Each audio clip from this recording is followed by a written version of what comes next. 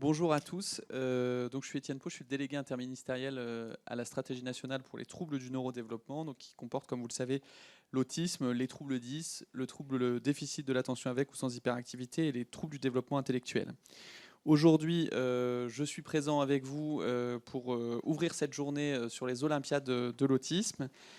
Je souhaitais tout d'abord remercier les parties constituantes, on va dire, de la Maison de l'Autisme, donc le Groupement national des centres de ressources autisme, le CRAIF, et puis bien sûr Autisme Info Service, et notamment au travers d'Eve Dujaric, Marie Schuster, et puis Marion Lavergne, que je remercie d'avoir organisé cette journée. Je voulais vous partager quelques petites choses, et je ne vais pas être très long, parce qu'en plus, ma successeur aura sans doute des paroles bien plus heureuses que les miennes.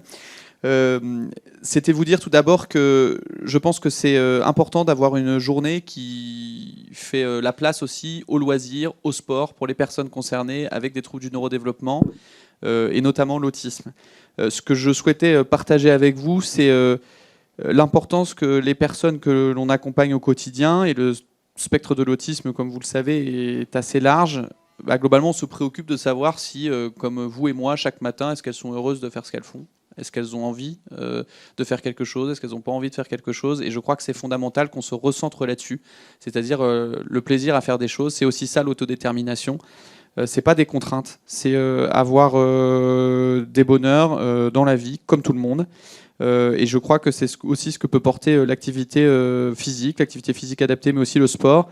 Vous rappelez des priorités que vous connaissez, que l'on porte au sein de cette stratégie nationale, que vous portez. C'est bien sûr l'importance de la formation. Et je sais à quel point vous y êtes attaché à la Maison de l'Autisme. La formation, elle est fondamentale pour que, bien sûr, les professionnels, quels qu'ils soient, puissent porter un accompagnement conforme aux recommandations de bonnes pratiques professionnelles. Ça veut dire que c'est valable aussi bien pour l'accompagnement social, médico-social, médical, mais aussi, bien évidemment, dans les activités de la vie quotidienne et dans l'activité physique adaptée. Cette formation, elle est fondamentale pour contribuer aussi au repérage, au diagnostic, qui doit toujours être plus précoce. Et j'insiste là-dessus depuis mon arrivée et bien sûr depuis hier encore plus pour cette semaine mondiale de sensibilisation à l'autisme.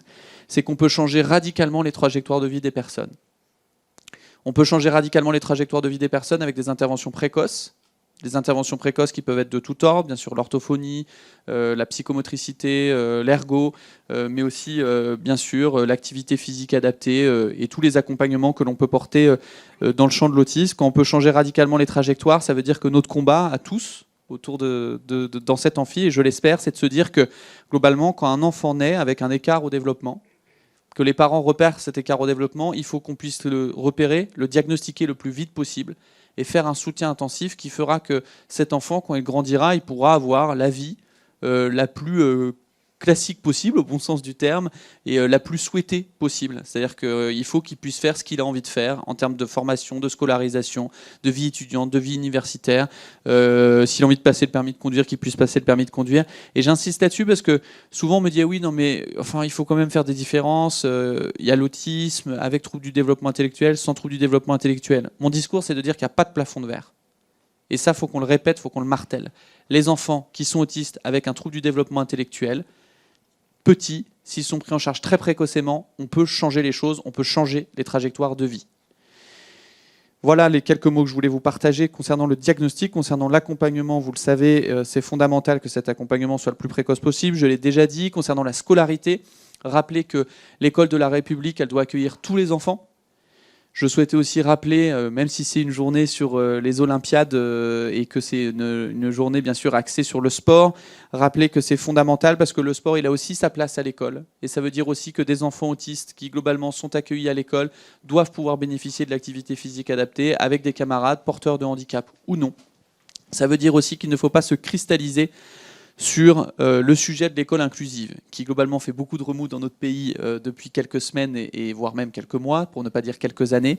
Je ne voudrais pas qu'on se cristallise sur des situations qui sont certes des situations très compliquées, qui souvent relèvent de comportements défis, comportements problèmes, sur lesquels il faut qu'on forme toujours plus les enseignants pour appréhender ces difficultés, mais aussi qu'on fasse beaucoup plus de prévention sur ces comportements défis.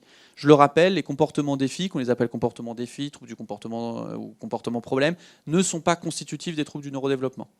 Je pense qu'il faut le rappeler avec force. Ça veut dire que c'est tout notre travail de les prévenir pour que globalement les enfants puissent être accueillis dans les meilleures conditions possibles à l'école, et tous les enfants. Vous dire et ouvrir sur le sport que je suis ravi de voir qu'il y a une journée spécifique sur ce sujet, qu'on aura un déplacement bien évidemment cet après-midi également dans un institut médico-éducatif qui fait qui met en place beaucoup d'initiatives sportives avec la ministre en charge du handicap Fadila Khattabi, dont je vous transmets les salutations, mais également la ministre en charge des sports Amélie Oudéa-Castéra, et puis l'épouse du président de la République qui nous accompagnera dans ce déplacement cet après-midi dans l'IME. Vous dire que le sport, c'est faire ce que l'on aime. C'est valable pour le sport, c'est valable pour la culture. On porte aussi beaucoup d'initiatives sur l'ouverture à la culture. On aurait pu faire aussi une partie de cette journée sur la culture. Il y aura d'ici cet été un guide qui sera transmis à l'ensemble des établissements culturels de notre pays pour les aider à recevoir toujours mieux les personnes présentant des troubles du neurodéveloppement. Je salue aussi l'initiative de la Fédération française de sport adapté, qui je crois est représentée autour de cette table, qui a sorti hier son guide sur globalement l'accompagnement des personnes avec des troubles du neurodéveloppement, et dont je sais vous saurez faire le meilleur usage.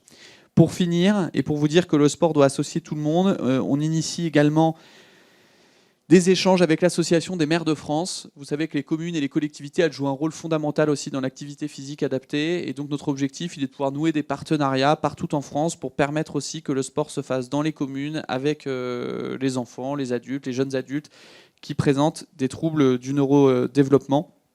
Et ça, c'est fondamental. Voilà les quelques mots que je pouvais vous dire aujourd'hui. C'est vrai qu'au-delà du sport, je souhaitais vraiment vous partager cette idée-là qu'on ne lâche rien. Mais rien du tout. C'est-à-dire que notre enjeu, c'est ça. C'est-à-dire que les enfants, ils n'aient pas une trajectoire aujourd'hui qui soit prédéfinie, qui soit pour toute la vie. C'est-à-dire que moi, ce que je souhaite, c'est que les enfants puissent bouger. Un enfant qui rentre en IME ne doit pas, à terme, faire tout son parcours de vie dans le médico-social. Ce que l'on souhaite, c'est qu'il puisse évoluer, qu'il puisse bénéficier d'autres soutiens, d'autres supports, mais à la condition qu'on puisse proposer d'autres solutions. Et j'insiste là-dessus parce que très souvent, on m'explique ou j'entends que les familles ne veulent pas que leur enfant ou que la personne qu'elles accompagnent sorte d'un établissement médico-social. Ce n'est pas vrai. Les familles ne veulent pas que globalement on les laisse sans solution. Et je crois que c'est notre combat, c'est le combat que je porte à vos côtés avec cette stratégie nationale. Et je sais que l'ensemble des personnes et des équipes de la Maison de l'Autisme sont à nos côtés sur ce sujet. Donc voilà, je voulais vous remercier. J'imagine qu'il y a beaucoup de professionnels dans la salle. Je voulais vous remercier pour votre investissement total, parce qu'on ne peut rien faire sans l'ensemble des professionnels, que ce soit les AES, les moniteurs éducateurs, les éducateurs spécialisés, les aides-soignants, les médecins, les éducateurs sportifs, les profs d'APA. Alors je pourrais faire une liste très très longue, mais c'est avec vous que globalement on porte cette stratégie nationale. C'est vous qui êtes en première ligne pour accompagner les personnes qui ont des troubles du neurodéveloppement et pour faire progresser notre pays, sans oublier bien sûr les psychomotriciens, les ergots, les psychologues, les orthophonistes. Voilà. Et puis il y aura forcément des catégories professionnelles que j'aurais oubliées qui seront très fâchées. Mais voilà, sachez que je vous remercie tous très chaleureusement et je vous souhaite à tous une excellente journée. Et c'est des excellentes Olympiades.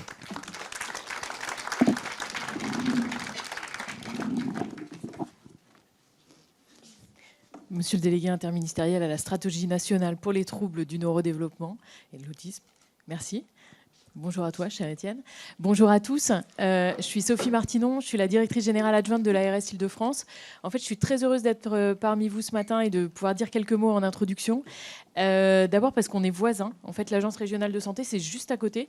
Et j'étais venue visiter la maison de l'autisme au moment des travaux. Et franchement, ça ne ressemblait pas du tout à ça, je dois dire.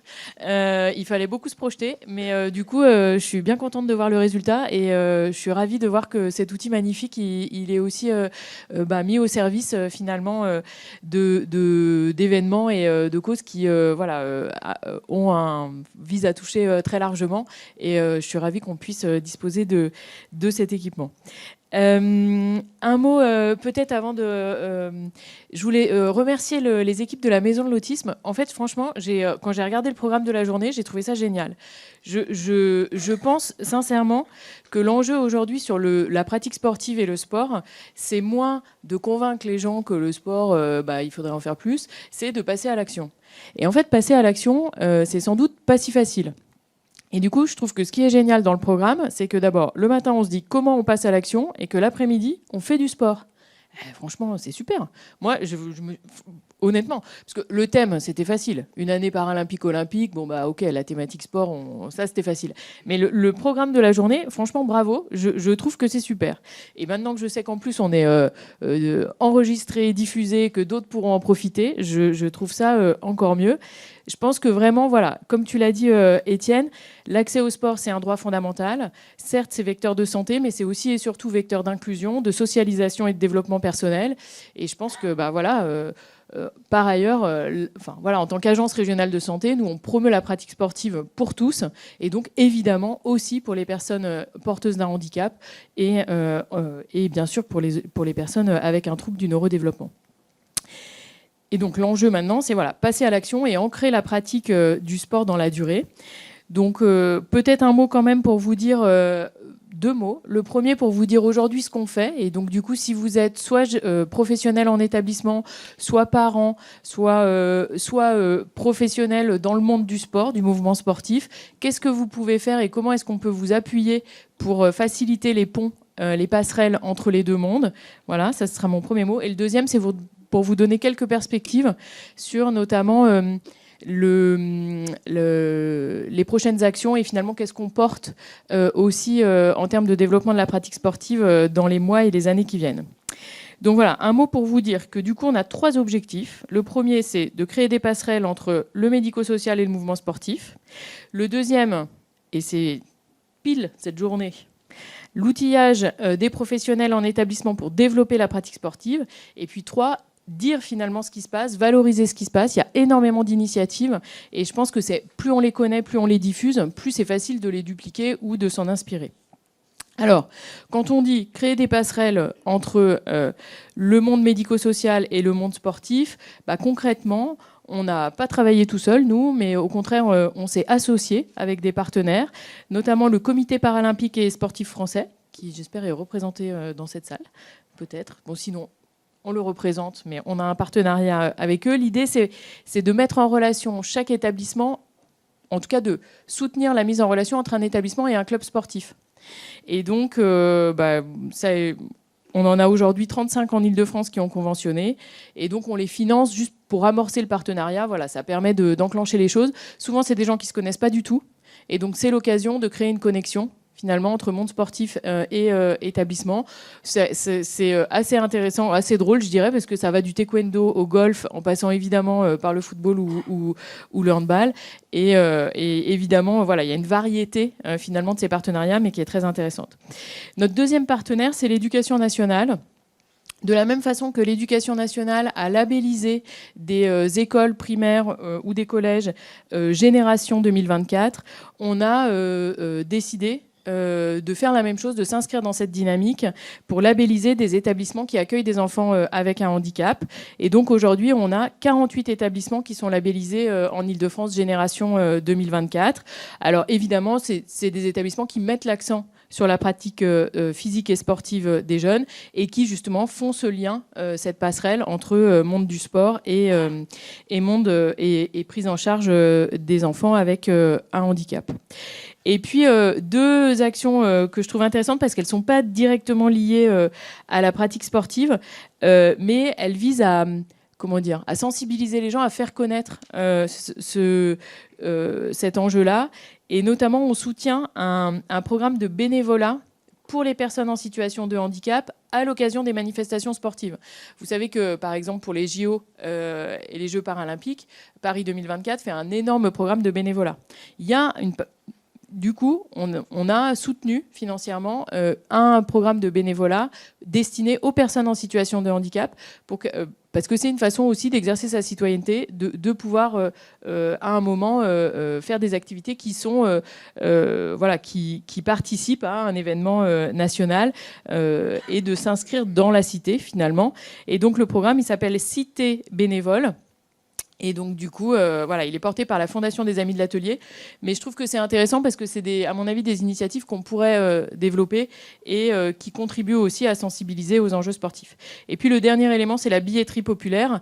La billetterie populaire, c'est quoi ? C'est emmener des personnes en situation de handicap dans des établissements, voire des grandes compétitions internationales. Donc, en l'occurrence, la Coupe du monde de rugby fauteuil. génial, le rugby fauteuil, et le championnat d'Europe d'escrime fauteuil, qui a eu lieu récemment. En Ile-de-France, on a bénéficié de 1100 billets. Donc vous voyez, 1100 billets, c'est quand même pas mal. Ça fait beaucoup de monde qui peut du coup assister à des compétitions. Voilà, c'est une façon aussi de rêver, de faire rêver et de se dire c'est possible. Moi, je suis porteuse de handicap. Je peux faire du sport à très haut niveau. Et puis, donc voilà, donc créer des passerelles entre les différents, entre le monde médico-social et le monde sportif. Outiller les ESMS, c'est l'objectif de cette journée. J'y reviens quasiment pas. Juste pour vous dire qu'on a un webinaire à destination des professionnels le 29 avril. Et puis qu'en 2023, on a financé des actions parfois petites, mais souvent de l'achat de matériel. Mais en fait, c'est vraiment pour concrétiser les choses dans 190 établissements. Je pense que c'est ça aussi qui permet de créer une dynamique et d'entraîner les professionnels. Et puis, du coup, on valorise et on communique sur ces enjeux-là, notamment... voilà, il y a des petites vidéos qui existent qu'on a tournées avec justement le club de taekwondo et le foyer d'accueil médicalisé de Villemer qui collaborent ensemble. Voilà, c'est un exemple de partenariat club ESMS. Et puis pour finir, et je m'arrêterai là, je voudrais juste vous dire que dans les perspectives, il y a, vous savez, la politique qui est portée très fortement d'avoir 30 minutes d'activité physique quotidienne. Donc en fait, 30 minutes par jour de sport. Je ne sais pas si vous faites tous 30 minutes de sport par jour. Étienne ? Bien sûr, voilà. Excellent représentant de la politique, merci. Et donc, c'est pas facile. C'est un engagement et un défi pour tous. On commence du coup à déployer le réseau des référents sport en établissements médico-sociaux pour mettre en place ces fameuses 30 minutes d'activité physique, avec l'idée de créer un réseau pour faciliter les échanges de bonnes pratiques, le partage de connaissances et le développement, la dynamique collective. Donc ça va arriver très vite, puisqu'on a en ligne de mire au mois de mai un webinaire porté par le niveau national, par l'ANAP, l'Agence nationale d'appui à la performance des établissements médico-sociaux, qui va proposer à tous les référents nommés dans chacun des établissements de pouvoir commencer cette mission.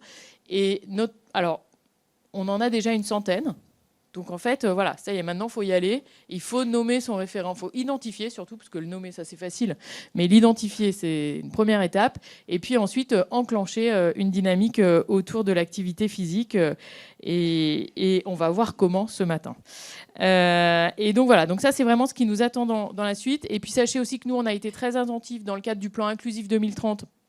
Mais je ne vais pas développer parce que ce n'est pas l'objet ce matin, mais à bien identifier aussi des projets sport et développement de l'activité physique. Et donc, du coup, voilà, c'est vraiment une ambition dans la durée. Et je pense qu'au-delà de 2024, qui est l'année olympique, il faut qu'on se dise aussi, mais qu'est-ce qu'on veut pour 2025, 2026, 2027 ? Et nous, c'est très clair. Ce qu'on veut, c'est développer l'activité physique, ce soit les 30 minutes par jour ou que ce soit pour tous. Et donc, du coup, voilà, d'avoir une activité physique adaptée ou une activité physique classique, si j'allais dire inclusive, mais en tout cas, qu'elle puisse se développer le plus possible. Un grand merci à tous. Et du coup, moi, j'ai hâte de... Alors, on me racontera, mais en tout cas, j'ai hâte d'en savoir plus sur comment faire pour développer le sport. Merci à tous et très bonne journée.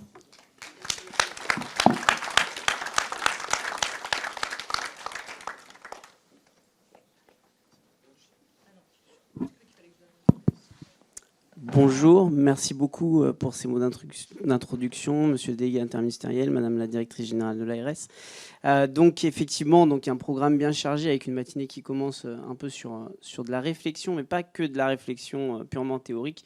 On va aussi parler pratique et on va essayer d'allier justement ces deux thématiques qui se rejoignent aujourd'hui et qui nous rassemblent, à savoir l'autisme et le sport.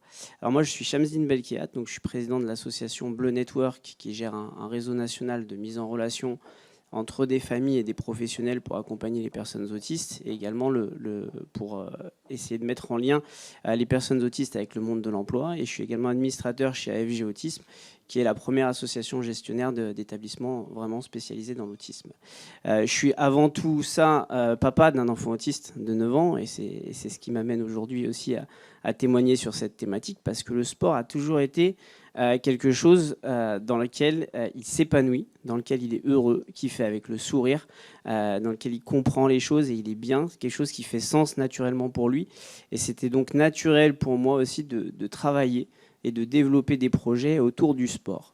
Alors avant de vous présenter nos intervenants donc sur cette première table ronde qui visent à parler des enjeux thérapeutiques, pédagogiques et inclusifs du sport dans l'autisme, j'aimerais savoir alors qui est venu ici en tant que famille, en tant que parent. Vous pouvez lever la main, voilà. Des parents, des familles, voilà. Qui est venu en tant que professionnel? Ok, beaucoup. Et qui est venu en tant que visiteur, tout simple, pour découvrir. Voilà, il y en a quand même.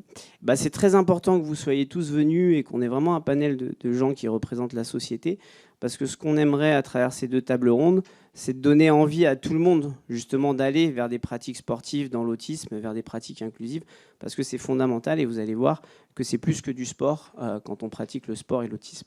Alors pour m'accompagner aujourd'hui dans cette table ronde, donc j'aurai le plaisir d'avoir avec nous Amandine Bourris, qui est docteur en STAPS et donc sur la thématique du sport et de l'autisme. Elle est enseignante à l'université et membre de la commission nationale sport et autisme. Bonjour Amandine. J'aurai également donc Marion Métois, qui est chargée de mission Jeux Olympiques et Paralympiques au sein de l'Agence régionale de santé Île-de-France. Bonjour Marion. J'aurai également Adrien Gérinière, qui est enseignant en activité physique adaptée et chef de projet activité physique adaptée chez AFJ Autisme, donc à l'initiative de la plateforme AFG Sport Adapté dont on parlera, qui est une plateforme justement qui vise à faire du lien entre le médico-social et la société civile, les clubs de sport, pour que chacun, même en dehors du médico-social, puisse avoir accès à une pratique sportive en activité physique adaptée. Bonjour Adrien. J'aurai également le docteur Antoine Rosier, donc psychiatre et coordinateur du Centre Ressources Autisme Normandie Seine-Eure depuis 2004 et qui a également beaucoup œuvré dans ses travaux visant à rallier le sport et l'autisme. Bonjour docteur. Et Christian Alain, qui est enseignant, professeur et chercheur à l'Université Lyon 1, également sur cette thématique du sport et de l'autisme. Alors merci à tous d'être présents. On va rentrer tout de suite dans le vif du sujet avec les enjeux thérapeutiques. Alors, ce que j'aimerais savoir, et ce que j'aimerais qu'on explique vraiment à toutes les personnes qui sont là, c'est pourquoi le sport, finalement, dans l'autisme, est bien plus que du sport, et quelles sont les perspectives neurodéveloppementales des personnes autistes dans la pratique sportive. Donc, je vais d'abord donner la parole à Amandine, puisque c'est un peu aussi le résultat de vos travaux de thèse. Bonjour à tous, merci de me donner l'occasion de parler justement de ces travaux de thèse. Alors, c'était un doctorat réalisé avec la Ligue Sport Adapté Normandie. Donc, j'étais salariée de la Ligue pendant 4 ans. Et c'est un projet sport et autisme mis en place sur le département 76, donc notamment avec le Centre Ressources Autisme et la commission départementale sport et handicap, qui ont beaucoup œuvré pour la mise en place de ce projet. Donc le but, c'était de mesurer, d'observer les compétences émotionnelles et les compétences sociales des enfants avec autisme en inclusion dans les clubs de tennis du département de Seine-Maritime. Donc, grâce à différents moyens de communication, notamment le Centre Ressources Autisme qui a beaucoup œuvré, on a pu observer l'évolution des enfants, d'une vingtaine d'enfants, sur 2 saisons sportives, inclus dans les clubs de tennis. Donc, le but pour moi, ça a été d'observer le comportement de ces enfants, notamment au niveau des interactions sociales et de la gestion émotionnelle face à certaines situations de jeu. Donc, ce qu'on peut en retenir, justement, au niveau du neurodéveloppement, c'est que ça a donné l'opportunité aux enfants autistes, progressivement bien sûr, d'interagir avec les autres enfants du groupe, de devenir plus autonomes dans leurs pratiques sportives. Donc, bien sûr, il faut savoir que ces clubs étaient formés, étaient sensibilisés au handicap et notamment à l'autisme, grâce au label Sport et Handicap et Sport et Autisme du département 76. Et ces clubs étaient aussi affiliés à la Fédération française de sport adapté. Donc, ils étaient sensibilisés, formés. Les éducateurs sportifs apportaient donc une prise en charge adaptée. C'est pour ça qu'on a pu obtenir certains bénéfices, notamment au niveau de la régulation des émotions. On a pu repérer une évolution certes différente chez les enfants, mais les enfants progressivement ont appris à réguler leurs émotions pendant la pratique. Donc ça apporte vraiment une gestion émotionnelle au cours de la pratique. On a aussi remarqué qu'ils éprouvaient beaucoup de plaisir, beaucoup de joie à pratiquer. Donc ça, c'est quand même un élément super important, c'est que les enfants étaient contents de venir au sport. Et ça, pour moi, c'était une des priorités. Donc c'est quand même une donnée importante. Il faut savoir aussi que si les enfants n'aimaient pas le tennis, parce que l'objet d'étude c'était le tennis, ils n'étaient pas obligés de continuer l'étude. Les enfants doivent pratiquer une activité physique qui leur plaît, qui les motive et qui réponde bien sûr à leurs besoins individuels. Merci Amandine. Docteur Antoine Rosier, donc pareil sur ces enjeux thérapeutiques, là, pour rebondir un peu sur ce qu'a dit Amandine.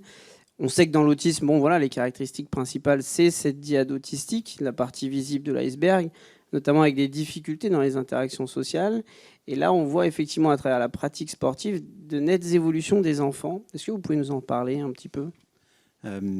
Alors, je ne sais pas si on peut s'appuyer sur vraiment des preuves scientifiques pour juger de l'intérêt ou pas de la pratique sportive chez les personnes avec autisme. En tout cas, avec un peu de bon sens, on se dit quand même que permettre à des enfants, des adolescents ou des adultes avec autisme de pratiquer le sport, d'être avec d'autres enfants, c'est forcément quelque chose qui va être positif. Le fait de développer leurs compétences d'imitation, leurs compétences émotionnelles, les échanges avec des pairs d'âge, c'est forcément quelque chose d'important. Et puis c'était aussi, nous semble-t-il, de développer cette idée de permettre aux enfants porteurs d'autisme de faire du sport. C'était d'apporter une réponse à leur famille aussi. C'est-à-dire que c'est déjà compliqué d'avoir un enfant porteur d'autisme, il y a beaucoup de portes qui se ferment. Et si en plus les portes de la culture, du sport, du loisir sont aussi fermées, on va rajouter au handicap quelque part du surhandicap. Nous, tout le travail qu'on a mené depuis 10 ans sur le département de Seine-Maritime, c'est justement d'ouvrir ces portes quelque part et de permettre à une famille qui vient nous voir par exemple en consultation de nous dire notre enfant, il aime le foot, il aime l'escrime, il aime la voile et je ne sais quoi. Eh bien, on est en capacité de lui dire vous habitez dans tel endroit de notre région. Je vois la cartographie sur l'écran et de leur dire près de chez vous, il y a un club où le BE est formé, va comprendre les particularités de l'enfant et vous pourrez tranquillement dire au BE voilà, mon enfant est porteur d'autisme, mais il voudrait quand même jouer au foot. Ça nous paraît un élément important. Donc, à la fois le développement de compétences chez les enfants, mais aussi quelque part une amélioration de la qualité de vie de la famille en général. Merci. Christian, vous avez aussi dédié votre carrière à ces différentes recherches. Qu'est-ce que vous pouvez nous dire sur ces enjeux thérapeutiques liés au sport et à l'autisme ? Je vais reprendre un mot que le docteur vient de prononcer, c'est ouvrir les portes. Je crois que quel que soit ce que l'on fait, c'est ouvrir les portes aux personnes autistes et aux parents qui les accompagnent. Je dirais que c'est le premier effet majeur, me semble-t-il, qu'il faut apporter. Ensuite, il y a effectivement beaucoup de travaux scientifiques qui confirment évidemment le bienfait de l'activité physique et sportive. Mais pour ne pas trop prendre sur la suite de la réunion, je voudrais juste insister sur quelque chose qui me semble encore plus important et qui n'a pas été dit, sur lequel il faudra insister, c'est que derrière le sport, il y a un enjeu encore plus important, c'est celui de la motricité. Le développement de la motricité et ses rapports avec la cognition et les émotions. Comment peut-on faire pour que le développement de l'enfant autiste puisse s'appuyer sur sa puissance motrice, parce qu'ils ont des puissances de motricité, et mettre en rapport la cognition et les émotions. Je n'en dirai pas plus. Pour l'instant, je crois que c'est l'effet majeur. Et c'est extrêmement important. Adrien, vous avez mis en place plusieurs activités physiques adaptées dans des clubs de sport. Hein. Vous êtes sorti du médico-social, vous êtes enseignant en activité physique adaptée dans un CESAD. Fait rentrer dedans. Voilà, vous avez fait rentrer dedans. Et du coup, qu'est-ce que vous avez remarqué notamment sur les jeunes qui pratiquent dans ces clubs depuis une dizaine d'années sur justement leur développement au niveau psychomoteur, cognitif, mais pas seulement en termes d'interaction et de tout ce qui se joue autour des enfants autistes? Avant d'aller sur les objectifs, j'aimerais revenir sur un tout petit point de sémantique. Alors on fait un raccourci, on dit sport, Mais vraiment, quand on dit sport, c'est très réducteur en fait, parce que le sport, c'est la compétition sportive. Et donc, moi, ce qui me paraît vraiment primordial, c'est de dire que ce sport-là, cette compétition, elle sera accessible à un pourcentage infime de nos jeunes avec TSA. Et que donc, il faut vraiment prendre les activités physiques, sportives et artistiques, les jeux traditionnels, les échecs, en fait, tout ce qui marche, c'est ce que tu disais très très bien. On part de ce qui va marcher, on part de ce qui fait plaisir, on part de ce qui motive. Moi, quand je fais un projet personnalisé, la première question que je pose au bénéficiaire ou à sa famille, c'est qu'est-ce que vous aimez faire ? Et c'est même pas forcément quel sport vous aimez faire, surtout pas en fait. Et la plupart du temps, il va me dire, moi j'aime les panneaux de signalisation, voilà. Et petit à petit, on va vers des choses de motricité. Et après, nous, notre travail, c'est de comment, à travers cette motivation-là, comment est-ce qu'on va pouvoir la faire basculer vers quelque chose de concret qu'on va pouvoir pratiquer ensemble. Et là, à ce moment-là, quand c'est bien adapté, là oui, on voit, les premières grandes choses qu'on travaille, c'est la compréhension. La compréhension de, ne serait-ce que si on va à la piscine, du parcours de déplacement. Et bien là, il faut que je laisse mes affaires ici pour ensuite aller dans l'eau.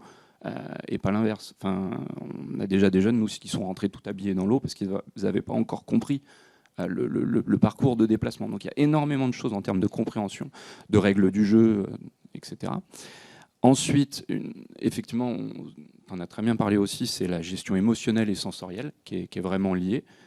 Une fois qu'on comprend ce qu'on fait dans ce terrain d'activité physique, sportive et artistique, et ben là, à ce moment-là, on va pouvoir mieux gérer son émotion, travailler sur les relations sociales et travailler sur toutes ces choses qui peuvent nous gêner, la lumière, le mouvement, etc.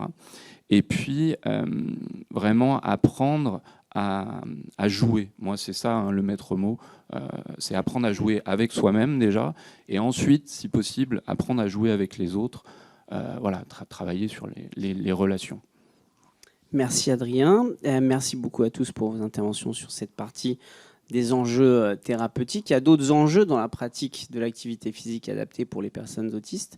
Et encore une fois, souvent on en parle des enfants, mais c'est extrêmement essentiel pour les adultes. On en dira quelques mots aussi. C'est vraiment toutes les personnes autistes et pas seulement les enfants.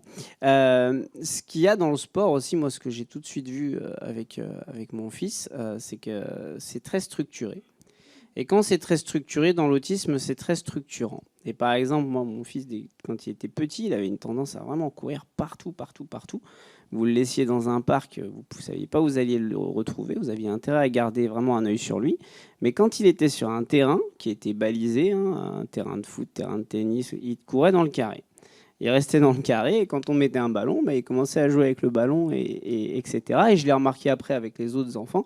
Le fait d'avoir des règles, le fait d'avoir vraiment quelque chose de structuré dans l'activité physique, ça aidait beaucoup les enfants à se structurer eux-mêmes. Amandine, qu'est-ce que vous pouvez nous dire à ce sujet également par rapport à vos travaux sur cette structuration que permet le sport, et notamment un enjeu pédagogique extrêmement important ? Justement, dans mes travaux de thèse, j'observais aussi les temps où l'enfant était justement en train de participer, en train de suivre les consignes, et quand l'enfant, malheureusement, se mettait en retrait. Et qu'est-ce qui pouvait provoquer justement cette mise en retrait, ce refus de jeu, ou alors tout simplement l'enfant peut-être s'ennuie et va faire autre chose que l'activité demandée. Donc on a remarqué que c'était sûrement dû aux transitions d'ateliers sur le terrain. Donc c'est très important de structurer l'activité, que ce soit en termes de matériel, mais aussi dans la temporalité. Et je rebondis du coup sur l'outil qu'on a créé avec la Commission nationale sport et autisme, sur les outils pour justement adapter la pratique et structurer cette activité. Donc le fait de structurer l'activité va vraiment permettre à l'enfant de savoir ce qu'il doit faire, de mettre en place une certaine routine et justement il pourra se concentrer sur l'activité en elle-même. D'accord, merci. Donc docteur, on facilite le traitement de l'information à travers cette structuration et du coup on observe que les enfants prennent mieux cette information et sont mieux. Qu'est-ce que vous pouvez nous en dire ? C'est une chose qui est bien connue dans le champ de l'autisme. Si on améliore tout ce qui est du champ la prévisibilité, si on structure les choses, si on anticipe, c'est forcément quelque chose de positif. Et nous, dans toutes les formations qu'on développe auprès des BE, on a toujours cette préoccupation de savoir comment est-ce qu'on va communiquer, comment est-ce qu'on va organiser les séances de sport pour permettre aux enfants, aux adolescents et aux adultes d'être le mieux possible. Et puis, il y a un autre élément quand même dans l'activité sportive, c'est que nous, on trouve que c'est particulièrement important. Tout à l'heure, on parlait éventuellement de compétition. On n'a pas du tout cette idée de compétition. C'est uniquement une activité de plaisir. Et c'est une activité à la fois de plaisir, de socialisation. Alors bien évidemment, qui sur un plan physique est plutôt une bonne chose, mais on n'a pas d'objectif de performance. Ce qui n'est pas le cas, par exemple, d'autres types d'inclusion. Par exemple, pour un enfant, quand il va à l'école, il y a quand même quelque part un objectif de performance. Il faut rester assis, il faut apprendre. On n'a pas du tout cet objectif quand on fait une activité sportive. La seule chose qui compte, c'est que l'enfant, quand il y participe, il y prenne du plaisir, qu'il renvoie bien la balle ou pas très bien la balle. Sur le fond, c'est secondaire. Et donc, si on lui permet, parce qu'on a organisé les séances, parce qu'on a rendu les choses plus simples pour l'enfant, qu'il y participe avec plaisir, je crois qu'on a déjà fait un pas en avant et qui a forcément des effets positifs pour l'enfant. Merci. Christian, vous confirmez, j'imagine, à travers tous vos travaux? D'abord, il existe quand même pas mal de travaux scientifiques qui confirment le problème des rapports entre l'autisme et le sport. Ce que je voudrais dire, c'est qu'effectivement, ce n'est pas la compétition qui est première, mais il ne faut pas l'empêcher. Parce que certains autistes trouveront du sens à la compétition aussi. Donc, effectivement, motricité globale et générale en premier. Et on n'a pas le temps, mais je pense que cet ouvrage, L'autisme et le sport, fait le point sur les apports scientifiques et sur les stratégies pédagogiques. Donc, pas le temps de développer les choses. Ce que je voudrais simplement dire, c'est que le plus important et auquel on ne pense pas, c'est le choix de l'activité physique et sportive, suivant que ce choix-là fait que cette activité-là est plus ou moins adaptée en elle-même, avant même la pédagogie, en elle-même par ses contraintes. Le foot, il y a des contraintes sociales qui font que ce n'est pas pareil que faire de l'escalade où tu es tout seul en face à l'environnement. Dans ce livre, vous trouverez quelles sont les contraintes des activités physiques et sportives qui sont positives au départ pour le développement cognitif, émotionnel et sensoriel des enfants autistes. Donc, on ne peut pas prendre n'importe quel sport non plus. Il y a d'abord le choix, l'intérêt, et ça c'est très important, et ensuite l'adaptation qui va permettre, c'est tout un ensemble, le choix, l'adaptation, l'intérêt, et puis Madame Couder qui va arriver nous dira quelque chose. Merci beaucoup. Adrien, bon, vous en êtes convaincu. On a cette petite anecdote à l'Asvel Sport Adapté de la petite fille qui finissait dans les douches. Hein, tu pourras en parler un petit peu. Et puis, en fait, on voit que finalement, en structurant non seulement l'activité, mais également tout ce qu'il y a en amont et tout ce qu'il y a après, c'est vraiment une aide fondamentale pour les jeunes. Tiens. Là, du coup, il y a aussi beaucoup la question de l'inclusion, de l'accessibilité du club de sport. Et là où, peut-être, pour rebondir sur ce que vous disiez, il y a une vraie déconstruction à faire ou une transformation de l'offre dans les clubs de sport. C'est-à-dire que, oui, au départ, un club de sport, il est là pour performer, pour acquérir la motricité la plus excellente possible. Et donc, non, de base, ça ne correspond pas forcément avec les besoins de tous les jeunes. Et c'est aussi la raison des portes fermées. Et donc, comment est-ce qu'on transforme petit à petit, vraiment pratiquement sociétalement, l'accessibilité à la pratique physique, sportive et artistique? Eh ben, c'est déjà déconstruire dans la tête des dirigeants et des entraîneurs des clubs de sport que l'unique but, c'est de créer le futur champion. Ben, non, plus maintenant. Nous, ce qu'on essaye de développer, c'est un lieu et des temps où tous et toutes, en fonction de leur motivation et de leurs besoins, ils vont pouvoir avoir accès au type de pratiques qui vont leur faire du bien. Et donc, pour ça, on va penser les différentes possibilités d'inclusion. Parce que oui, jouer en équipe première dans un sport collectif alors qu'on a un TSA avec une déficience intellectuelle, ben non, peut-être pas. Par contre, j'adore quand même ce sport collectif-là et j'ai quand même envie d'en faire. Et ben, on va créer un temps peut-être dédié, donc une séance adaptée, avec des personnes en situation de handicap. Et comment, et c'est ça moi qui est hyper important, c'est comment est-ce qu'on pense les allers-retours entre cette séance qui est dédiée et le reste du club, pour quand même avoir toute la richesse de la vie associative, pour pouvoir avoir même ne serait-ce qu'avoir le même maillot, pour pouvoir profiter du bénéfice pour les familles, pour les bénéficiaires, de se sentir appartenir à un même ensemble. Moi, j'ai des témoignages de parents qui me disent, moi, ce temps-là de semaine, où une fois par semaine, mon fils, ma fille vont dans le club, c'est le temps où j'oublie qu'il est handicapé, parce qu'il a le même maillot, parce qu'il est connu, reconnu, comme faisant partie d'une entité. Et ça, vraiment, c'est fondamental. Merci Adrien. Élodie Couder qui nous a rejoint. Donc, Élodie est docteur en STAPS, conseillère nationale au sein de la Fédération française de sport adapté, sport et autisme. Merci Élodie. Bonjour, Voilà. mes excuses pour le retard, les aléas du direct des avions. Donc sur la partie sport adapté, sport et autisme, activité physique adaptée et autisme, la FFSA est très active depuis de nombreuses années. Est-ce que vous pouvez nous en dire un petit peu plus ? Effectivement, du coup, au sein de la Fédération française de sport adapté, le public autiste est accueilli et pratique depuis finalement, j'ai envie de dire, la création de la fédération, depuis un peu plus de 50 ans. Néanmoins, et même on a évalué un petit peu, à peu près à 20% aujourd'hui des licenciés qui relèvent d'un TSA, parmi l'ensemble des licenciés au sein de la Fédération française de sport adapté.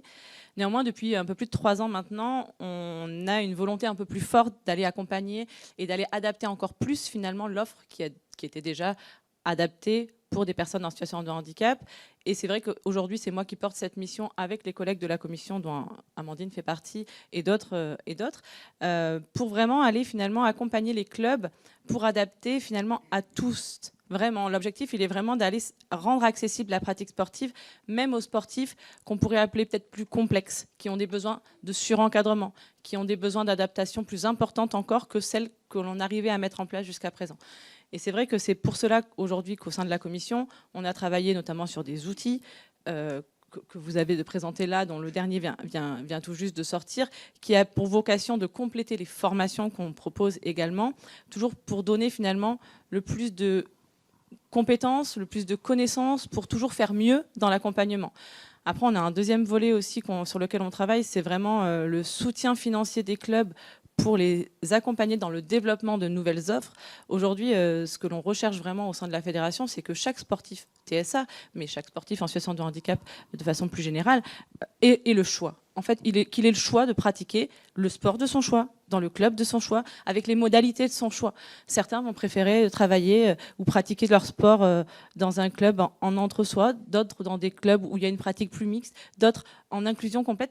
Quelque part, l'objectif, c'est vraiment que le sportif aille là où il se sent bien. Et parfois même, on a des sportifs qui pratiquent à certains moments en inclusion dans un club ordinaire, à d'autres moments dans un groupe de pairs. Et en fait, c'est vraiment ça l'objectif. Et là, pour le coup, on en est encore malgré tout trop loin. C'est-à-dire que le nombre de sollicitations que moi je reçois sur je cherche une place de sport pour mon enfant pour telle ou telle situation, et bien souvent, c'est voilà, la seule solution qui existe à côté de chez vous, c'est de la danse. C'est dommage, il voulait faire du judo. Voilà, on en est encore là. Donc effectivement, tout le travail que peut mener l'AFG, mais tout le travail que peuvent mener tous les acteurs au sein de la fédération, mais tous les clubs de sport, on avance vers l'ouverture des clubs, mais pour le coup, pas assez vite encore. Il y a vraiment besoin de faire plus et de faire plus loin. La problématique qu'on a vraiment aujourd'hui, c'est vraiment notamment la question des publics dits complexes qui nécessitent vraiment un encadrement renforcé avec un surcoût du coup qui est vraiment important pour les clubs, mais aussi pour les familles. Et du coup, les clubs ne veulent pas faire répercuter ce surcoût aux familles. Et nous, aujourd'hui, on est dans la plus grosse difficulté pour trouver des financements pour soutenir. On a mis en place, par exemple, un appel à projet sport et autisme qui vise vraiment à compenser finalement ce surcoût pour soutenir l'ouverture de nouveaux créneaux ou le maintien de nouveaux créneaux. Et c'est vrai que c'est pas simple de trouver des partenaires financiers qui veulent bien nous suivre sur cette aventure. Et pour le coup, c'est vraiment un frein aujourd'hui, ce coût financier pour l'ouverture des créneaux. Merci Élodie. C'est bien, vous parlez de finances, ça va nous faire notre transition vers Marion. qui est chargée de mission à l'Agence régionale de santé. Alors, votre directrice générale en parlait quand même tout à l'heure. Il y a quand même des actions de soutien, de promotion. Vous ne pouvez pas tout faire à votre niveau, mais en tout cas, vous essayez de promouvoir. Alors, qu'est-ce que vous faites globalement en ce sens à l'Agence régionale de santé Île-de-France ? Déjà, bonjour à toutes et à tous.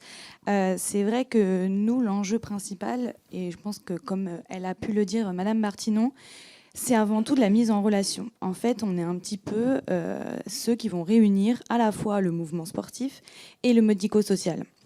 On a porté récemment un questionnaire sur l'état des lieux de la pratique sportive dans les établissements et services médico-sociaux. Et l'un des freins à la pratique, c'est la méconnaissance du terrain. Les établissements n'ont pas forcément toujours connaissance de ce qui existe à proximité de leur établissement, n'ont pas forcément connaissance non plus de tout ce que porte le mouvement sportif. Enfin, je pense que là, on en a entendu parler, mais il y a déjà des ressources, des formations, il y a une connaissance à la fois du savoir-être, mais de l'accompagnement. Et ces établissements ont l'envie, parfois un petit peu de frein, la crainte, est-ce qu'on peut y aller, est-ce qu'on ne peut pas y aller, est-ce qu'on va trouver une offre qui sera en mesure d'accompagner les personnes qu'on accompagne. Et notre but à nous, c'est de mettre en relation. Donc on s'est entouré de plusieurs acteurs du mouvement sportif, mais aussi de l'éducation nationale, pour permettre cette mise en relation. Notamment, on en a parlé du dispositif ESMSC Club, donc qu'on coporte et qu'on cofinance avec le Comité paralympique et sportif français, qui est de mettre en relation un établissement avec un club. Et quand je reviens un peu avec l'idée de choix, c'est-à-dire qu'il y a un panel de sports proposés qui est quand même assez étonnant. Et c'est de leur dire, en fait, vous pouvez aussi choisir, avec les personnes que vous accompagnez, le sport que vous allez vouloir pratiquer. On a parlé de golf, de taekwondo, on a un petit peu de tout, on a de la voile, on a plein de sports possibles dans cette pratique.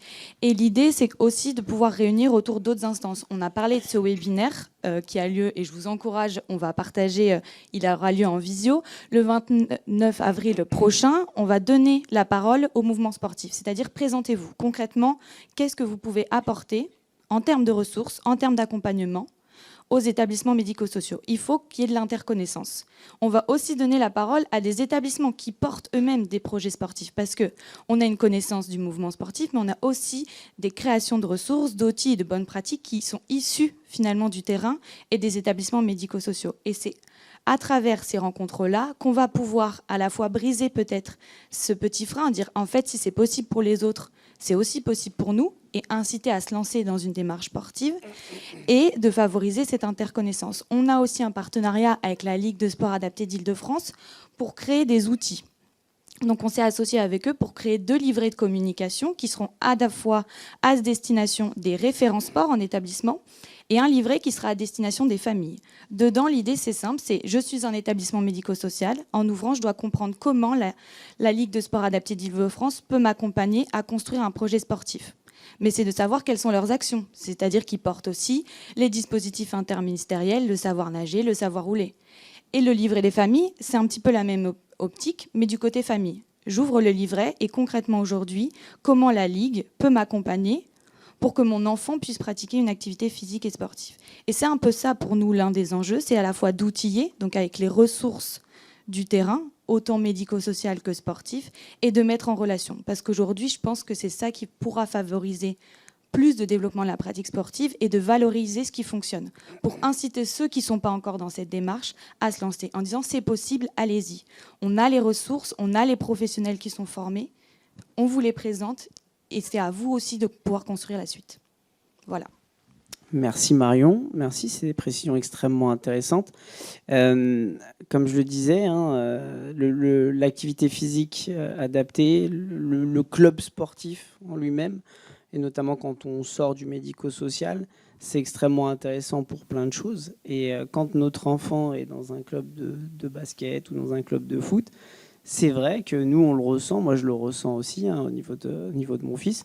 On n'est plus sur un enfant autiste, un enfant handicapé, on est sur un basketteur, un footballeur, un rugbyman, un sportif qui pratique le sport. On a aussi cet exemple, alors, je suis lyonnais, alors forcément un peu chauvin, mais l'Asvel, qui est le meilleur club de basket de France, voilà, où on avait des jeunes justement non autistes qui disaient mais qu'est-ce qu'ils ont de la chance, vos jeunes du Cessa de Zola, de jouer au basket à l'Asvel.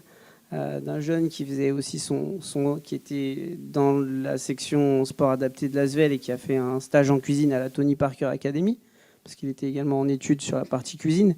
Donc il y a tout ça également dans les clubs qui donne envie, en fait, qui montre aussi l'exemple de la société inclusive vers laquelle on veut tendre. Alors chacun, qu'est-ce que vous en pensez? Quels mots vous avez envie de dire? On va commencer par vous, Amandine. Pour conclure, c'est ça? Non. Sur cette partie, finalement, le sport, la pratique sportive de l'activité physique adaptée comme un modèle pour la société inclusive de demain? Alors, moi, je dirais que déjà, pour inclure, il faut répondre aux besoins individuels de chaque enfant, chaque adulte, chaque adolescent. Que si le club, l'accueil sportif est vraiment en mesure de pouvoir accueillir et de pouvoir adapter. Par exemple, c'est tout bête, mais l'éducateur sportif peut très bien prendre contact d'abord avec la famille, un petit entretien, une fiche informative pour vraiment avoir toutes les données sur l'enfant, pour vraiment comprendre comment l'enfant fonctionne et savoir ce qu'il aime, ce qui le motive dans la pratique sportive. Pour moi, déjà, là, on peut avoir déjà un premier pas dans l'inclusion. Et encore une fois, on n'est pas obligé tout de suite d'inclure pour inclure. Ça peut se faire progressivement. Une séance ou deux, la découverte des lieux, en mixité, avec des pairs TSA, avec des pairs neurotypiques. Pour moi, déjà, tant qu'il y a de l'interaction sociale, la gestion émotionnelle, toutes les sensibilités que peut offrir le sport seront acquéries. Et l'inclusion, du coup, part vraiment des besoins de l'enfant ou de l'adolescent ou de l'adulte, encore une fois, pour la pratique sportive. Et n'importe quel sport, pour moi, est praticable si on prend conscience de tout ça. Merci. Docteur Antoine Rosier, cette société pour tous à travers la pratique sportive, vous en pensez quoi? C'est forcément une idée séduisante. Moi, ce que je voulais dire, c'est que, en tout cas de notre expérience sur le département de Seine-Maritime, où on a beaucoup formé depuis 10 ans des clubs de sport. On a formé plus de 300 BE, presque 200 clubs de sport. On a le sentiment que le frein, il n'est pas du côté du sport, il est plutôt du côté des professionnels.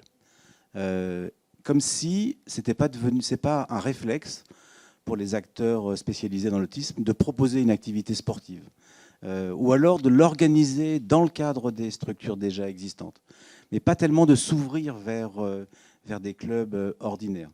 Les clubs de sport nous disent souvent qu'ils attendent, entre guillemets, les enfants porteurs d'autisme, et qu'ils n'ont pas tant de demandes que ça. Et je crois que c'est peut-être nous, spécialistes de l'autisme, qui devons nous dire il faut maintenant qu'on puisse proposer à tous ces enfants d'aller vers les clubs de sport.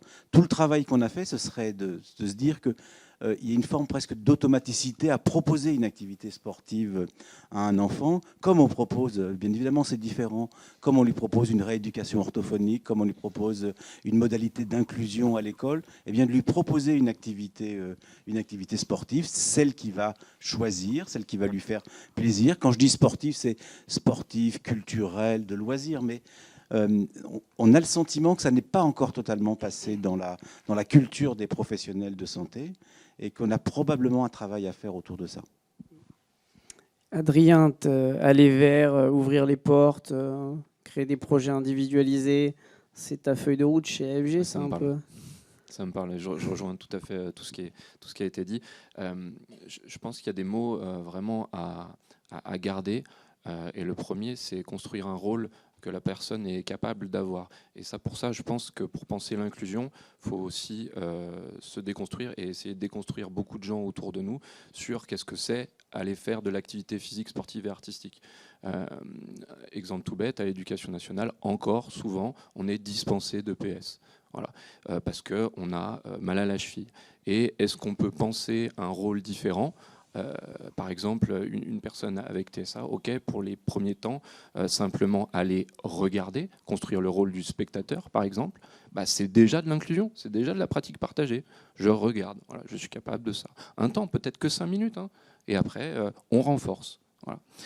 Et l'autre chose que je voulais vous dire, c'est qu'il faut, moi j'étais vraiment d'accord avec vous dans ce que vous disiez, les clubs de sport sont prêts, ont envie, voilà. Après il faut leur donner les moyens, et effectivement d'en donner les moyens, c'est les écouter, les rassurer, les accompagner. Et donc ça, pour nous, professionnels des ESMS, c'est créer des dispositifs innovants. Vraiment, je pense qu'il y a quelque chose à faire pour à la fois accompagner les usagers et les familles à aller vers les clubs de sport et pour accompagner au quotidien les clubs de sport. C'est absolument extraordinaire de faire des outils et ils nous servent au quotidien. Et quand même, rassurer, co-intervenir, débriefer avec le professionnel de terrain quotidiennement, de savoir que la famille ou le club vont pouvoir nous appeler en cas de besoin. Créer des choses comme ça, mais qui sont des compétences médico-sociales que nous, on va mettre au service de la société inclusive. Merci Adrien. Christian, c'est le sport comme l'enjeu, la porte de la société inclusive de demain. Qu'est-ce que vous en pensez? C'est un beau slogan. Hein. Magnifique slogan, mais alors qu'est-ce qu'il est difficile en réalité? Moi, ce que je voudrais surtout faire partager, c'est que la première porte de l'inclusion, je suis grand-père d'un enfant autiste. Et quand un grand-père d'un enfant autiste est enseignant-chercheur et fait de la recherche sur le sport, eh ben, il se met à faire des recherches sur le sport avec l'autisme. Et ce que je perçois le plus dans toutes les recherches, que ce soit internationales, nationales, tous les travaux qui sont faits par l'activité physique adaptée en particulier, c'est que le lien le plus fort, ce sont les parents qui accompagnent. C'est-à-dire qu'il faut aussi que le parent d'enfant avec autisme l'accompagne son enfant et fasse du sport avec lui. Parce que le plus important, c'est le temps. Il faut du temps pour accompagner. Et c'est ça le plus important. Et le temps, les parents l'ont d'abord, mais souvent ils trouvent les portes fermées. Et je trouve ça très rassurant que maintenant un certain nombre de dispositifs pour informer, mettre en relation, communiquer, les choses se mettent en place parce qu'il est temps. Hein. Depuis le temps que la fédération passe le bas là-dessus, il est temps qu'on ait toutes ces références. Donc l'inclusion commence d'abord par faire confiance au temps. Vous n'aurez pas tout de suite. Il va falloir chercher, il va falloir batailler, il va falloir trouver les personnes des clubs qui parfois sont plus ou moins ouvertes. Donc ne pas abandonner, insister. Vous ne pouvez pas passer par la porte, vous passez par la fenêtre. Ça, l'inclusion, c'est une bataille de tous les jours. Alors, l'autre chose aussi, c'est effectivement la formation des professionnels. Le sport ne s'arrête pas aux règles techniques. L'activité physique ne s'arrête pas aux règlements, même adaptés. Elle demande des connaissances solides sur les rapports entre la cognition, la mémoire, l'émotion, le dispositif sensoriel qui ont lieu dans les troubles moteurs de l'autiste et l'activité physique en elle-même. Il faut de la connaissance et du savoir et pas se contenter d'un simple petit stage. Il faut que les professionnels travaillent aussi. Et je trouve qu'ils se contentent souvent juste du début. Il faut rentrer dans la profondeur de la motricité pour pouvoir la développer. Et les travaux de recherche apportent des choses. Et les pratiques de formation que vous avez développées, ça c'est extrêmement important, surtout les professionnels de sport. Et puis encore un autre grand absent. C'est quand même celui du ministère d'où je viens. C'est l'éducation nationale.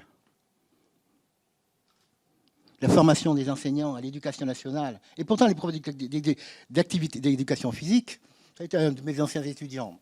On a fait quelque chose. Hein? La formation des professeurs d'éducation physique est faite pour ça. Ils sont prêts, les professeurs d'éducation physique. Les autres professeurs le sont moins. Et donc, il y a un problème des relations entre l'éducation nationale et le médico-social auquel on essaie de s'attaquer. Et c'est très, très important que le médico-social et l'éducation nationale se rejoignent. Mais alors, le chemin est long. Donc, l'inclusion, elle passe aussi par le fait qu'il va falloir aussi bousculer l'éducation nationale pour qu'elle mette en place des enseignants formés devant les enfants autistes. Et à chaque rentrée scolaire, c'est la galère. Il faut tout recommencer, tout remettre en ordre. C'est épuisant. Donc l'inclusion, c'est aussi, malgré le fait que ça soit épuisant, toujours y croire. Merci Christian. C'est vrai, il a raison de le dire, parce que pour les familles, et notamment moi qui ai un enfant autiste, quand je fais les forums de rentrée dans la ville où j'habite, c'est vrai qu'il y a encore trop peu de clubs qui nous proposent des activités qui vont être adaptées à mon enfant autiste. Et donc on va, en plus de s'épuiser au quotidien avec un enfant qui a plus de besoins que les autres, s'épuiser aussi à chercher des activités, à chercher quelque chose qui lui correspond. Alors qu'au final, ce serait normal qu'à chaque stand, je puisse avoir une proposition, quasiment, au moins 80% des stands. Alors qu'est-ce qu'on fait, Elodie? Elle avait fait ça là, pour passer par les fenêtres, ouvrir les portes. Comment vous faites? C'est vrai que nous, au niveau de la fédération, pour le coup, on accueille quasiment que des personnes en situation de handicap. Il y a quelques pratiquants qui ne relèvent pas d'un handicap, mais c'est vrai qu'ils sont une minorité. Mais c'est vrai qu'on va très loin dans l'accueil. Pour le coup, on va très loin à plusieurs raisons. C'est-à-dire que déjà, comme vous le disiez tout à l'heure, et comme tu le disais, Adrien, notamment, être adhérent d'un club, qu'il soit sport adapté ou pas, mais être adhérent d'un club sport adapté, c'est appartenir à une famille, c'est appartenir à un groupe, c'est participer à la vie associative, c'est participer à l'organisation de rencontres sportives. On a aussi tout ce volet-là sur la participation au sein de la Fédération française de sport adapté. C'est la pratique régulière toutes les semaines dans son club avec ses encadrants, mais c'est aussi la rencontre sportive de randonnée, de pétanque ou de peu importe, de toutes les disciplines. C'est plus de 3000 rencontres qui sont organisées chaque année, que ce soit à partir des activités motrices jusqu'aux rencontres de haut niveau, avec même une classification II3 qui est apparue en juin dernier au Global Games, qui concerne uniquement les personnes avec autisme. Donc c'est vrai que là-dessus, on travaille vraiment pour que personne n'ait pas sa place au sport adapté. Et vraiment, là, moi, c'est vrai que c'est le travail de bataille qu'on a vraiment avec la commission, c'est vraiment donner les moyens à chacun des clubs pour être en capacité d'accueillir même des profils qui sont plutôt complexes à accompagner, avec des accompagnements 1 pour 1, des accompagnements 1 pour 2. Et ça, c'est vraiment le travail que l'on essaye de mener aujourd'hui. Avec également une mesure d'impact social qui a été menée en 2021, qui nous a dit finalement, le plus gros changement, participer au sport adapté, c'est permettre aux sportifs avant tout de changer le regard qu'ils portent sur lui-même. Et ça, c'est, je crois, aussi important. Pour pouvoir être inclus, il faut aussi que le sportif s'autorise à être inclus, s'autorise à aller vers le club sport adapté si c'est ce qu'il souhaite, ou n'importe quel club si c'est ce qu'il souhaite aussi. Donc ça, c'est vraiment ce travail-là.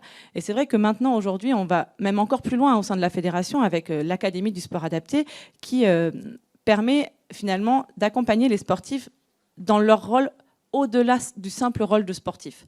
C'est-à-dire qu'on travaille pour l'ensemble des sportifs, avec TSA, mais pas uniquement, à ce qu'ils puissent prendre des responsabilités en tant qu'arbitre, entraîneur, assistant-entraîneur, élu, même membre des comités directeurs, et de ne plus être pour faire pour les personnes, mais faire avec les personnes. Et ça, c'est vraiment aujourd'hui, je pense que c'est la route qu'il faut prendre.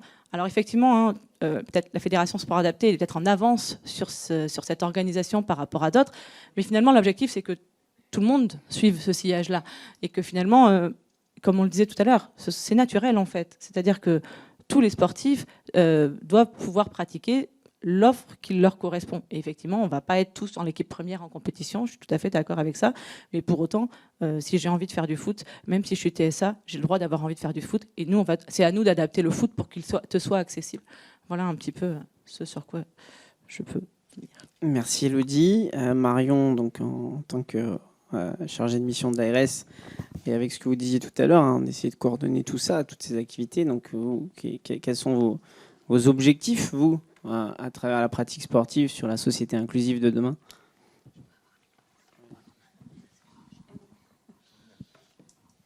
Merci.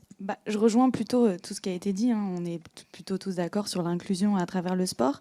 Mais c'est aussi, je le répète un peu, mais cette mise en relation, elle est hyper importante. C'est-à-dire que vous disiez que les clubs sont prêts à accueillir les publics en situation de handicap.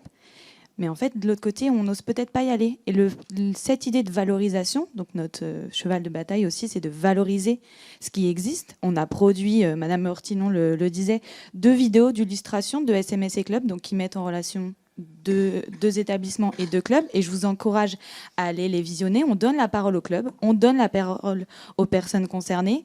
Qu'est-ce que ça vous a apporté de faire du sport ?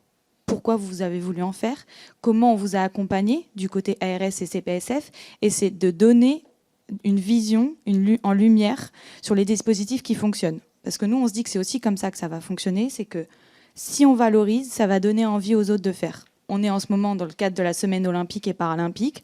On a mis en valeur tout au long de la semaine, et on va le faire encore, des projets. Donc là, c'est plutôt porté avec des établissements enfants, mais qui mettent en place des actions, cette fois-ci dans une pratique partagée, avec d'autres écoles ordinaires, avec des collèges, etc. Quand c'est possible et montrer que c'est possible, on imagine que ça va inciter d'autres à le faire. Et c'est toute la question qu'on a actuellement sur cette question de valorisation des projets qui sont portés.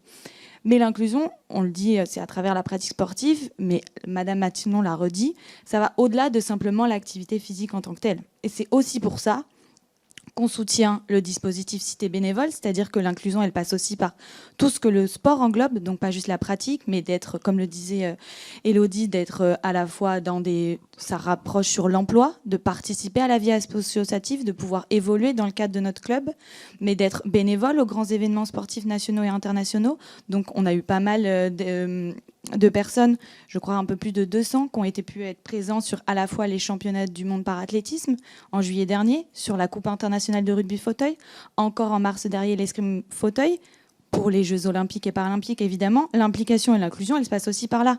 Mais elle passe aussi par nos billetteries solidaires. On essaye d'être présent sur toutes les billetteries solidaires qui ouvrent dans ces grands événements sportifs nationaux et internationaux, parce que la participation, elle se passe par là, en tant que sportif, en tant que spectateur, en tant que bénévole, en tant que...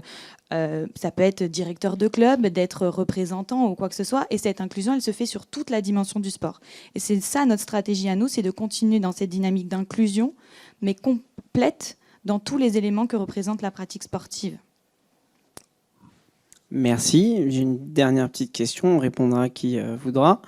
Je suis d'une famille en région parisienne. Alors, je suis nul en géographie parisienne, donc je vais dire j'habite à Bobigny. C'est bon ?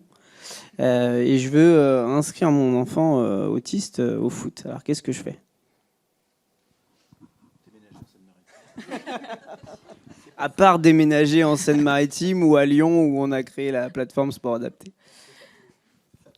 Le premier réflexe, ça peut être effectivement, si vous êtes intéressé pour pratiquer dans une association sport adapté, ça peut être de se rapprocher du comité départemental du département ou de la ligue en fonction de la structuration des territoires. Mais là, en l'occurrence, le comité départemental a l'avantage d'avoir une vision de son territoire et de l'ensemble des clubs, qu'ils soient affiliés ou pas en général, mais il va être un bon conseil en général. Donc le premier réflexe, c'est souvent de se tourner vers le comité départemental sport adapté, qui peut être un bon conseil. Après, vous avez également le Handi-Guide des sports, le site internet qui référence l'ensemble des clubs qui se déclarent prêts à accompagner des personnes en situation de handicap, sur lequel il y a la catégorie autisme qui peut être cochée, et du coup qui va permettre de vous afficher l'ensemble des clubs et pas uniquement les clubs qui ont fait la démarche d'affiliation, parce qu'il y a certains clubs, ils ne sont pas contre l'accueil de personnes en situation de handicap, c'est juste que, comme on le disait, personne ne s'est présenté, donc ils n'ont pas forcément eu besoin, ou même la nécessité forcément de faire une démarche d'affiliation qui nécessite un engagement peut-être un peu plus fort, et qui simplement se disent, voilà, moi je suis prêt à accompagner, et du coup je l'indique, ça veut dire je l'affiche, donc